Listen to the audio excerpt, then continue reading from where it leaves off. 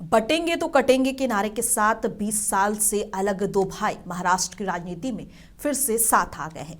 अगले महीने होने वाले बीएमसी चुनाव के लिए उद्धव ठाकरे और राज ठाकरे साथ लड़ेंगे। शिवसेना, यूबीटी और महाराष्ट्र नवनिर्माण सेना एमएनएस मिलकर ये चुनाव लड़ेगी। महाराष्ट्र चुनाव आयोग ने राज्य के 29 नगर निगमों में चुनाव की घोषणा की है, जिनमें ब्रिहन मुंबई नगर निगम, पुणे नगर निगम और पिंपरी चिंचवड नगर निगम शामिल है। 15 जनवरी को मतदान होगा और 16 जनवरी को वोटों की गिनती की जाएगी। बता दें, उद्धव बाला साहेब ठाकरे के बेटे और राज भतीजे हैं। एक समय राज को बाला साहेब ठाकरे का उत्तराधिकारी के तौर पर देखा जाता था।